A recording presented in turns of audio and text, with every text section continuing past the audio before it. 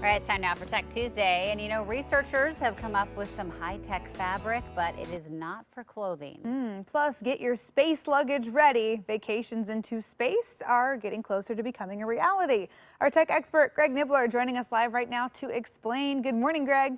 Good morning. Yeah, pretty exciting stuff going on in the space race right now. So I don't know how many people have been following it, but basically you have this billionaire space race. You have Jeff Bezos with his company Blue Shepard, and they said they're going to be sending him into space on July 20th. So Richard Branson with Virgin Galactic moved their launch date up to this Sunday, July 11th, and you're going to be able to watch it. And so this is part of their whole push for commercial space tourism. So what's going to happen is they've got this kind of double fuselage plane that takes their space plane up to a certain altitude and then launches it up to about 50,000 feet above the Earth, which technically garners them the title of astronaut, and anybody on board would get that title if you do go on one of these trips. You get to experience weightlessness for a few minutes, and they're going to be broadcasting the whole thing live on Sunday, starting at about 9 a.m., assuming, flights go according to plan. So it's going to be pretty cool to see what it would be like to be a space tourist. And you can, soon be able to buy a ticket for it.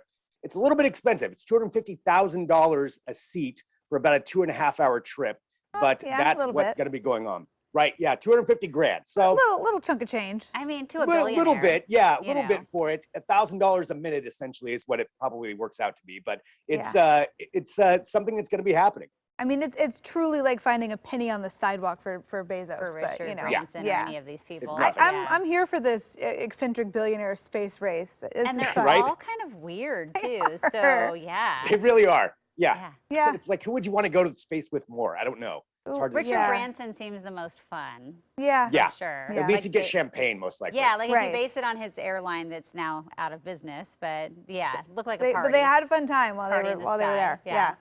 Okay. Well, hey, what is this knitted keyboard about? I don't even understand what this is. Yeah, this was a strange one, but I wanted to kind of call attention to it to see where it could go. So it's something coming out from MIT, and they're always experimenting with things. And this is a keyboard they were going to make, in theory, for this jazz musician to be able to practice on the road. And they wanted something they could just fold up. And that's what they created here. It's completely out of knitted textile materials. They use some specific kinds that were able to conduct electricity through it. But it really is something you could seriously wad up and throw in a sock drawer.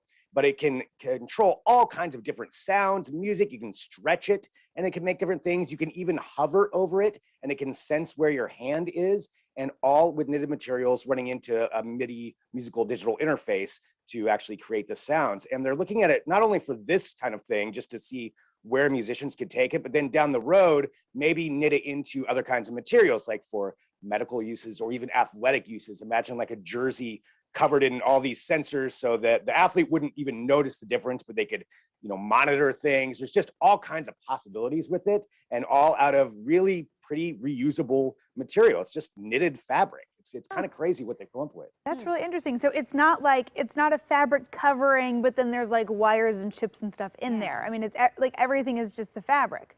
Everything's the fabric, and it's these specific kinds of fabric that you can get into as far as what it is. But yeah, it's really just it's a knitted keyboard.